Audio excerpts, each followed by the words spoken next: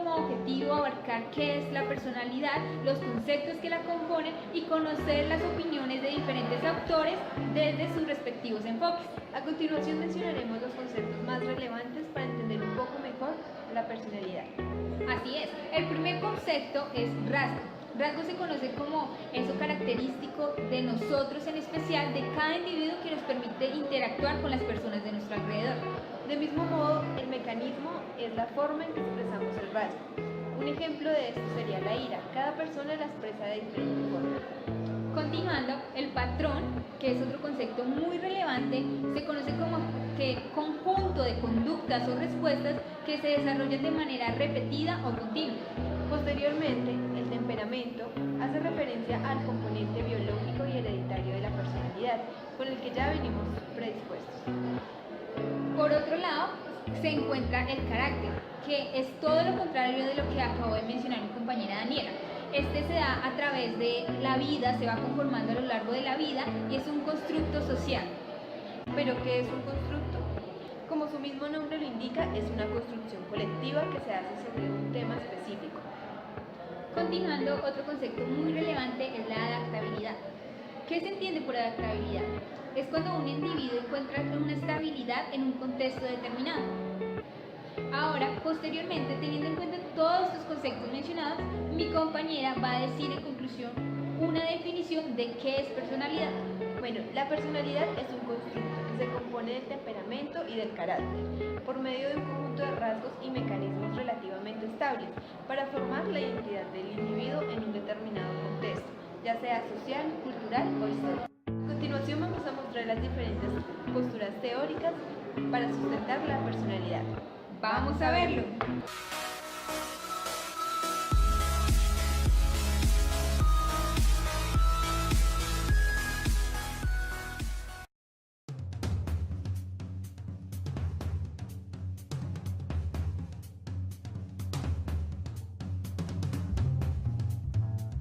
El primer enfoque para el estudio de la personalidad fue el psicoanálisis, creado por Sigmund Freud, quien considera que el individuo modela su personalidad a partir de las fuerzas inconscientes, los impulsos biológicos y los inevitables conflictos de la niñez.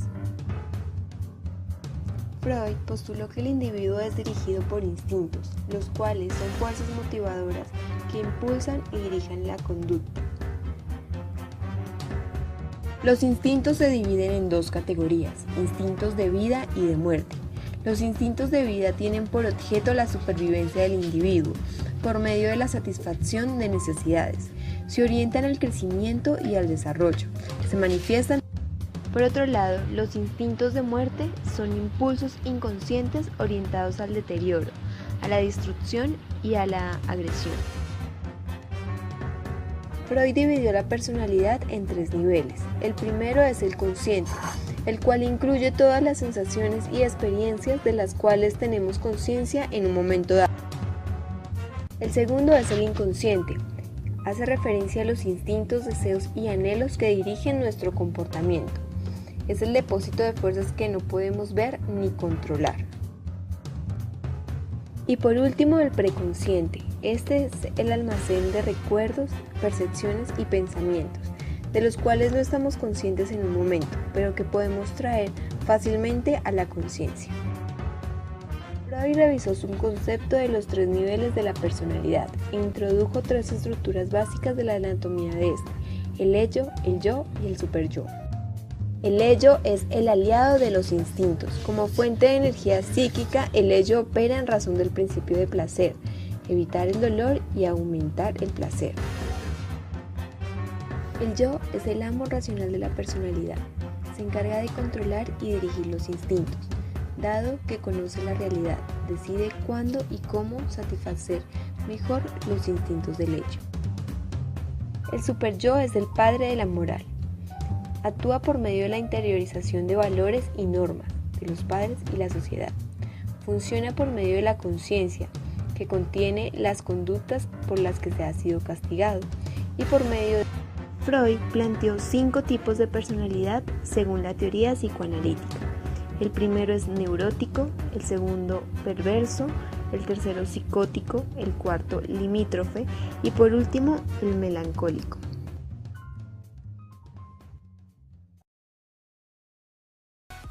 La personalidad según Carl Jung. La teoría de Jung tiene como concepto central el individualismo, la cual divide a la psique en tres partes. El primero, el yo. Se identifica con la mente consciente. El segundo, el inconsciente personal. Es todo aquello que se forma en el pasado del individuo, son los recuerdos reprimidos o que debido a su irrelevancia se elimina, y que a su vez este contiene partes de la personalidad que no logran aflorar del todo en la conciencia. El tercero es el inconsciente colectivo, se centra en la atmósfera de lo desconocido, es decir, en el pasado filogenético de cada individuo. Continuando, Jung nos dice que nacemos de una herencia psicológica y biológica, y ambos son determinantes de la conducta y las experiencias. En este caso, el material no se origina de las experiencias personales. Estos tienen cierta relación con los arquetipos, que según el autor son la tendencia o predisposiciones heredadas para responder al mundo. Estos se representan mediante figuras mitológicas, algunas de las cuales y las más conocidas son el niño divino, el doble, el viejo, el sabio, la madre primordial, y los que podemos visualizar en estos momentos. Continuando, por otro lado, Jung nos habla de dos actitudes básicas para la personalidad, la introversión y la extroversión. La primera, la cual es la introversión, dice que las personas son guiadas hacia adentro, es decir, se preocupan más en ver cómo el mundo les afecta a ellos mismos, sintiéndose mejor solo con su mundo interior y los sentimientos propios, pero no con los del resto. El segundo, la extraversión es todo lo contrario. Las personas son guiadas hacia lo externo y ven cómo ellos logran dar un impacto hacia el mundo, orientándose hacia las relaciones sociales y el mundo y las cosas. Por esto, tanto la introversión como la extraversión no son puras. Si bien es cierto que unos suelen predominar, estas varían dependiendo del contexto o la situación, ya que estas dos guardan relación con las funciones de pensamiento, sentimiento, sensación e intuición. Asimismo, estas últimas se encargan de establecer ciertos parámetros para la formación de nuestra personalidad. Según Jung, las personas encontramos nuestra personalidad cuando dejamos de lado nuestra careta o máscara, y cuando logramos reconocer que todos tenemos un lado oscuro, en la cual es nuestra sombra, pero que somos mucho más que eso. Entonces, al poder afrontar todo esto, encontramos nuestra verdadera personalidad, el cual él denomina el self. Por ello, el self es el equilibrio, es aquí donde logramos reconocernos a nosotros mismos, la culminación del individualismo y la armonía con otro.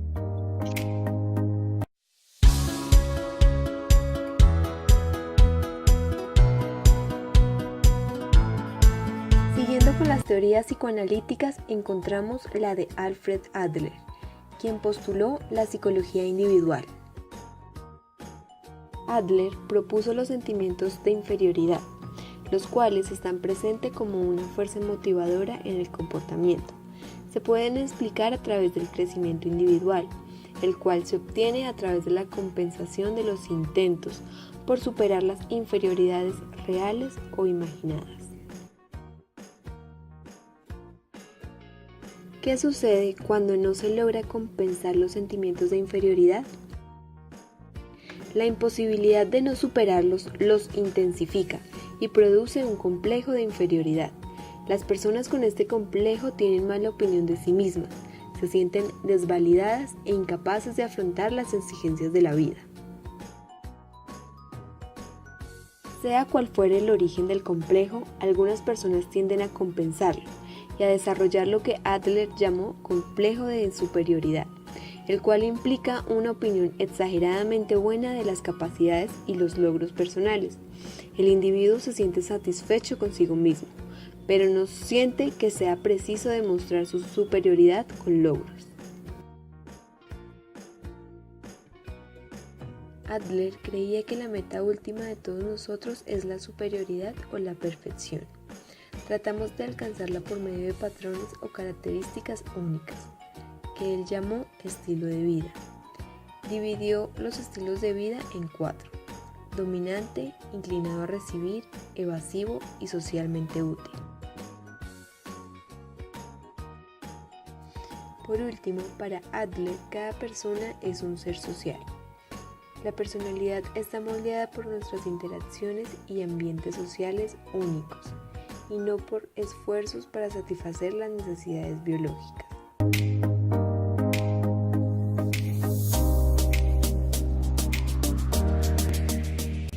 Inicialmente es importante destacar que es la cultura la que forja la personalidad y el self. Según Karen Horney, el self se da en la infancia. Es decir, la hostilidad del padre y la madre puede producir o generar ansiedad básica en un niño. La ansiedad básica tiene dos caminos, ir hacia donde o alejarse. Es decir, el niño se va a acercar a medida que le genere seguridad o nos vamos a alejar a medida de sentir ese rechazo. Existen unos tipos de relación, la cual son el desapego, la hostilidad agresiva y la dependencia complaciente. De acuerdo a esto, hay 4 maneras de relacionarse con el mundo según Karen Horney. Estas son: ganar amor, sumisión, poder y evitación. Teniendo en cuenta lo anteriormente mencionado, podemos concluir que la personalidad se desarrolla por la elección de acercarse o alejarse de la gente según las necesidades que nos presenta el contexto y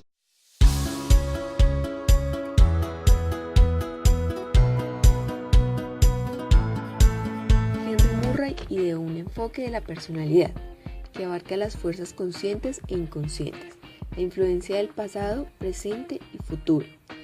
2 aspectos característicos de Murray son la concepción muy compleja de las necesidades humanas. En su teoría propuso una lista de 20 necesidades y la fuente de datos en la que se basó su teoría. La personología fue el término utilizado por Murray para designar el estudio de la personalidad. Esta tiene sus raíces en el cerebro, ya que la fisiología de este órgano guía y dirige todos sus aspectos. Murray dividió la personalidad en 3 partes, utilizando la terminología psicoanalítica: el ello, el superyo y el yo. Pero sus conceptos no correspondían a los de Freud.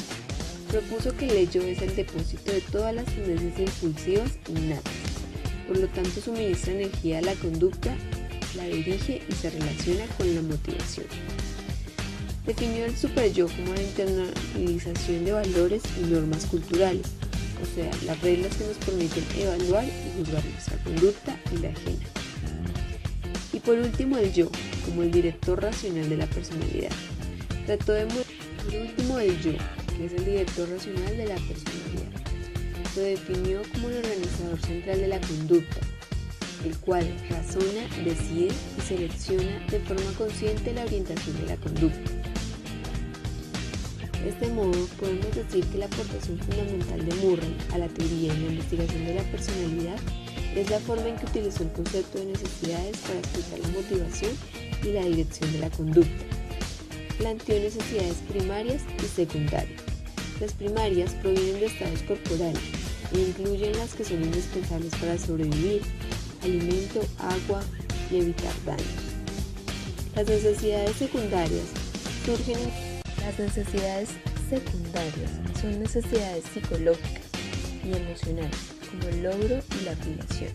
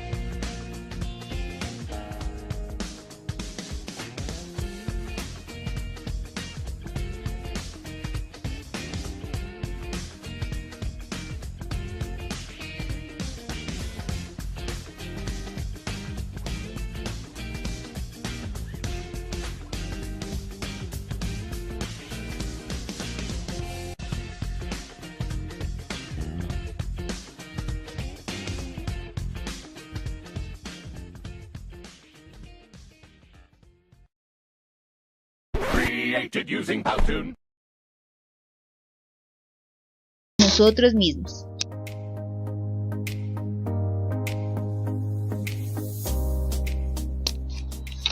Inicialmente es importante destacar que Erikson plantea 8 etapas psicosociales, o como se le conoce, estadios o crisis psicosociales, en la cual son vitales y donde se evidencian las interacciones sociales que tiene el ser humano a lo largo de la vida.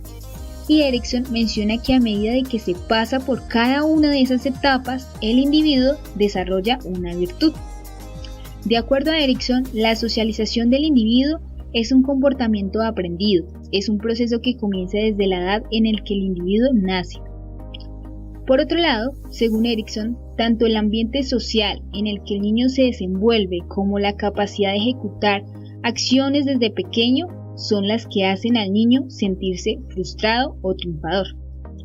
Todas las frustraciones o los triunfos que sufre el individuo desde que nace al realizarse como ser humano, según dice Erikson, ejercen un importante rol en la personalidad y la formación del carácter. En conclusión, teniendo en cuenta todo lo mencionado, se puede decir que la personalidad, según Erikson, se forma conforme el niño se siente seguro de sí mismo, de acuerdo a lo que puede socialmente hacer y también que no tenga frustraciones o fijaciones durante los 8 periodos que Erikson describe como etapas.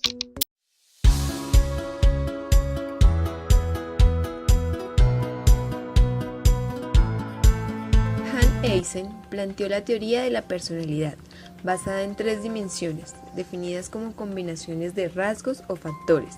Podríamos decir que las dimensiones son superfactores.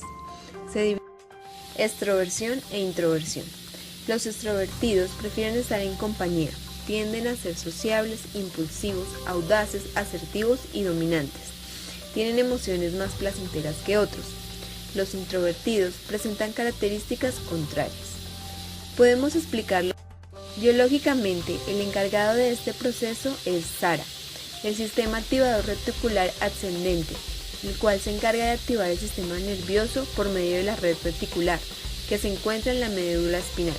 Esta envía señales ascendentes para activarse, de modo que genera una respuesta de estímulo corporal. En el caso de los extrovertidos, esta es menor, y por ello necesitan neuroticismo frente a estabilidad emocional. Los rasgos asociados con el neuroticismo son la ansiedad, depresión, mal humor, una persona con baja autoestima y sentimientos de culpa. Eysen sugirió que se hereda, es producto de la genética más que del ambiente. La estabilidad emocional es todo lo contrario a esto. Psicoticismo versus control de impulso. Son personas agresivas, antisociales, inflexibles, frías y egocéntricas. Pueden ser hostiles e inestables.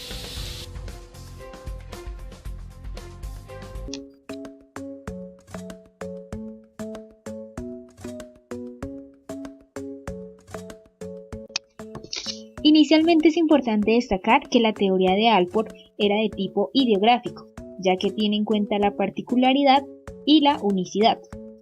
Para Allport, la personalidad es distinta y discontinua. Cada individuo es singular y distinto a los demás. La teoría de Allport tiene base en la herencia, ya que ésta nos proporciona la psique, la inteligencia y el temperamento, y a su vez en el entorno que nos modela y en el cual aprendemos a interactuar. Para Allport, el individuo funciona de 2 formas posibles. La primera es oportunista, en la cual hace referencia a lo que se debería hacer ante una situación. Son respuestas biológicas que nos permiten responder de una manera óptima o adecuada al ambiente. La segunda es la propia, que hace referencia a lo propio y que tiene que ver con el hecho de ser único e irrepetible. Implica responder con lo que me motiva propiamente, es decir, lo que motiva a cada individuo. Por otro lado, un concepto en el cual es fundamental destacar son los rasgos o disposiciones. Para Allport, los rasgos son características distintivas que rigen la conducta, respuestas ante el ambiente que se presentan de manera semejante y duradera. Estos están sujetos a la influencia social, ambiental y cultural. Allport llamó a los rasgos comunes o individuales disposiciones personales en la cual estos hacen referencia a rasgos propios de cada individuo. Por otro lado, es importante destacar que Alford planeó 3 tipos de rasgos, los cuales se dividen de las disposiciones personales. El primero de ellos se denomina rasgos cardinales, en la cual son aquellos que se encuentran presentes en todos los comportamientos que ejerce una persona, son los más sobresalientes. Los segundos son los rasgos centrales, en las cuales son esos rasgos sobresalientes que describen a una persona. El tercero son los rasgos secundarios, en la cual son los rasgos menos influyentes y se manifiestan con poca consistencia. En conclusión, la personalidad es la organización dinámica dentro del individuo de aquellos sistemas psicofísicos que determinan su conducta y pensamientos característicos.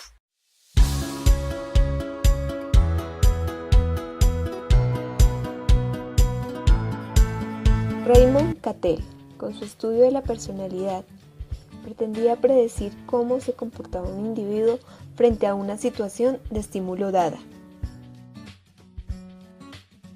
Cattell se distingue por su manera de procesar los datos. Los sometía al proceso estadístico de análisis factorial, el cual consiste en evaluar las medidas tomadas con el fin de detectar factores en común. Cattell definió los rasgos como tendencias relativamente permanentes a ciertas reacciones que son las unidades estructurales básicas de la personalidad. Diferenció los rasgos comunes de los rasgos únicos. Para Cattell, un rasgo común es el que todos poseemos en cierta medida. Por ejemplo, la inteligencia, la extroversión y la filiación. Todo el mundo tiene estos rasgos, pero unos los tienen en mayor medida que otros. Los rasgos únicos son aspectos de la personalidad que comparten con pocas personas. Son rasgos que se manifiestan sobre todo en los intereses y en las actitudes. Cattell determinó otros tipos de rasgo, entre esos los rasgos de la capacidad, los cuales determinan la eficiencia en la que podemos esforzarnos para alcanzar una meta. Los rasgos del temperamento, que describen el estilo general y el tono emocional de la conducta. Los rasgos dinámicos, que son la fuerza motora del comportamiento. Los rasgos superficiales, que son características de la personalidad que se correlacionan pero que no se constituyen en factor porque no son determinantes por una sola fuente.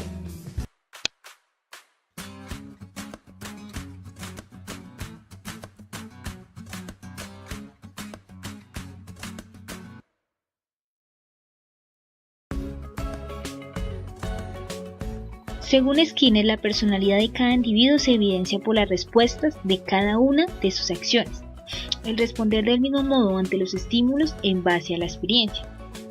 Dentro de la teoría de Skinner es importante destacar unos conceptos, en los cuales el refuerzo positivo y negativo y el castigo positivo y negativo. El refuerzo positivo es cuando la persona se obtiene algo apetitivo, es decir, algo que le gusta. El refuerzo negativo se le quita algo aversivo que la persona no le gusta. Y el castigo positivo obtiene algo aversivo. Es decir, si un niño se comporta mal, va a obtener un castigo que no sea de su agrado. Y el castigo negativo se quita a algo apetitivo, es decir, el celular o algo que sea de mayor agrado para el niño. Para mayor comprensión de los refuerzos y castigos, hemos realizado la tabla que se evidencia en estos momentos.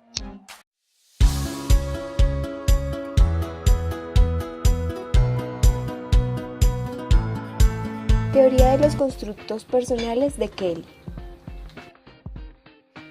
Kelly creía que la personalidad se forma a partir de la serie de constructos cognitivos que realiza la persona del ambiente, por medio de la interpretación y la organización de los hechos y las relaciones sociales de nuestra vida, de nuestro sistema o patrón. Percibimos y organizamos nuestro mundo a partir de las experiencias. Formulamos hipótesis y comprobamos nuestra realidad a partir de estas. El constructo es la forma singular en que una persona ve la vida. A partir de esto, Kelly formuló una serie de corolarios, los cuales explican cómo el individuo construye su realidad a partir del proceso. El primero es el corolario de la construcción. Hace referencia a que ningún suceso o experiencia se puede reproducir tal como ocurrió la primera vez. Entre otros, encontramos el corolario de la individualidad. Este hace referencia a las diferencias individuales en la interpretación de los sucesos. También encontramos el rango de convivencia.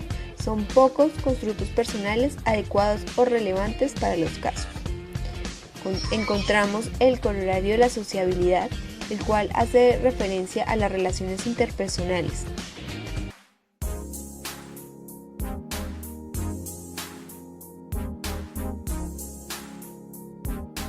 Bandura afirma que nuestro comportamiento es causado por el entorno, pero no conforme con los resultados amplió el espectro, afirmando que también existe una acción del comportamiento sobre el ambiente. A esto le llamó determinismo recíproco. Por otro lado, su pensamiento evoluciona hacia una fórmula de 3 variables: el ambiente, el comportamiento y los procesos psicológicos del individuo, en la cual intervienen en el desarrollo de la personalidad. Por otro lado, él realizó las observaciones respecto a la teoría de la personalidad, donde menciona el aprendizaje por observación o modelado. Esta es la teoría social del aprendizaje y Bandura pudo determinar ciertos pasos en el proceso de modelado, en las cuales son: primero, atención. Él menciona que para aprender es necesario estar atento. Segundo, retención. Es necesario poder retener aquello a lo que se prestó atención. Para ello se involucra la imaginación y el lenguaje. Debemos poder reproducir los sucesos con nuestro comportamiento. Tercero, reproducción. Traducir las imágenes o descripciones al comportamiento real. La habilidad de imitar, mejorar con la práctica. Cuarto, motivación. Todas las conductas que ejerzamos siempre tiene que haber una motivación por medio.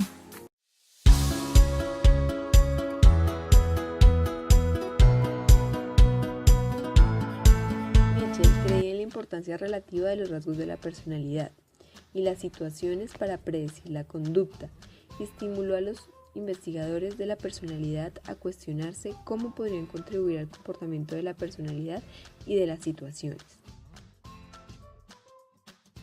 En lugar de rasgos globales, Mitchell propone que los psicólogos de la personalidad consideren diversos procesos psicológicos dentro de una persona que determinarán cómo influirá una situación particular en la conducta del individuo.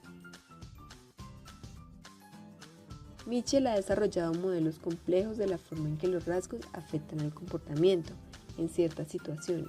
Por ejemplo, la gente agresiva no golpea o grita todo el tiempo. Las personas serviciales tal vez no actúan directamente a otros a menos que vean a alguien que lo necesita. La relación entre los rasgos y la conducta toma en cuenta las situaciones. Los términos de rasgo se denominan constructos personales según Mitchell. Son personales en sentido que describen a los individuos y que varían de una persona a otra. Mitchell propuso prototipos y actitudes. Los prototipos son conceptos que la gente utiliza para describirse a sí misma y a los demás. Son diferentes de los rasgos de la personalidad. Las actitudes son cognitivas y conductuales de la construcción de la persona.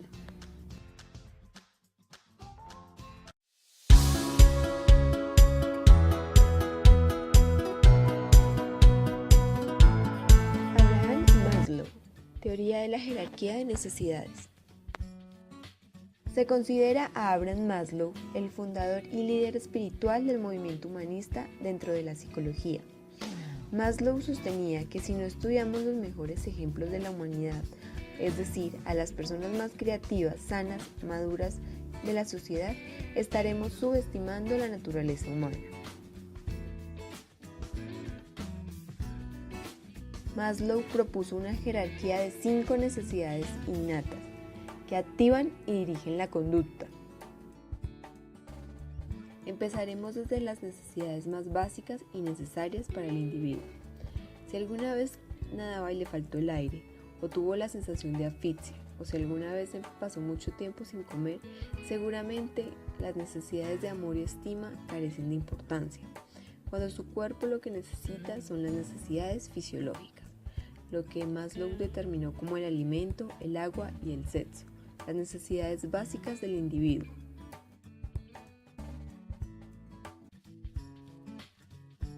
Maslow pensaba que las necesidades de seguridad suelen ser un impulso importante en los niños de menos de un año y en adultos neuróticos. Los adultos emocionalmente sanos suelen haber cubierto sus necesidades de seguridad, por lo que se requiere estabilidad, seguridad y ausencia de miedo y ansiedad. El tercer nivel en la pirámide son las necesidades de pertenencia y amor. Una vez que nuestras necesidades fisiológicas y de seguridad quedan razonablemente satisfechas, pasamos a atender las de pertenencia y de amor. Estas pueden encontrar expresión en una relación estrecha con un amigo o pareja y también en las relaciones sociales que se establecen dentro de un grupo. Las necesidades de estima. Una vez que nos sentimos amados y tenemos un sentimiento de pertenencia, nos impulsarán 2 formas de necesidad de estima. Requeremos la estima y el respeto que nacen de nosotros mismos en la forma de autoestima y lo que provienen de otros en formas de estatus, reconocimiento o éxito social. Por último, la autorrealización es la necesidad más alta de la jerarquía y depende de la máxima satisfacción y realización de nuestro.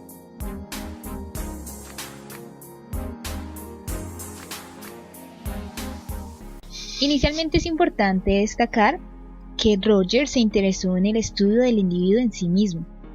Para esto desarrolló una teoría de la personalidad centrada en el yo, en la que se ve al hombre como un ser racional con el mejor conocimiento posible de sí mismo y de sus reacciones, proponiendo además el autoconocimiento como base de la personalidad y a cada individuo como ser individual y único. Carl Rogers, en su teoría de la personalidad, le otorga una importancia fundamental a 2 constructos que serán la base de esta. Tales constructos son el organismo y el sí mismo. El primero, el organismo sería el centro de cualquier experiencia que incluya todo aquello que ocurre internamente en el individuo. Por otra parte, el sí mismo sería la representación de lo que la persona es. Además del sí mismo como tal, existe un sí mismo ideal, que representa lo que la persona desearía ser. Posteriormente es importante mencionar que Carl Rogers y la teoría de la personalidad altamente funcional propone la idea de que la personalidad de cada individuo puede analizarse según el modo en el que se acerca o se aleja a un modo de ser y vivir la vida, al que le pone la etiqueta de persona altamente funcional. Las personas altamente funcionales se caracterizan por estar en un proceso constante de actualización, es decir, búsqueda de un ajuste casi perfecto, con los objetivos y las metas vitales. Este proceso de desarrollo personal se encuentra en el presente, por lo que siempre está en funcionamiento. De este modo, la personalidad de las personas altamente funcionales, para Carl Rogers, es un marco en el que fluye en tiempo real un modo de vivir la vida que se adapta a las circunstancias constantemente. ¿Cómo es la persona altamente funcional? Bueno, a continuación, brevemente mencionaremos los rasgos de la personalidad que definen a las personas altamente funcionales. Están definidos según las siguientes 5 características. La primera, apertura a la experiencia, es decir, las personas optan por una actitud positiva frente a lo desconocido y están dispuestas a explorar nuevas posibilidades. La segunda, estilo de vida existencial. Esta característica tiene que ver con la tendencia a asumir que es uno el que le da sentido a las experiencias que se viven en cada momento. La tercera es la confianza en uno mismo, es decir, tenemos que confiar en lo que creemos lo mejor para nosotros. La cuarta es la creatividad y la quinta, libertad de elección.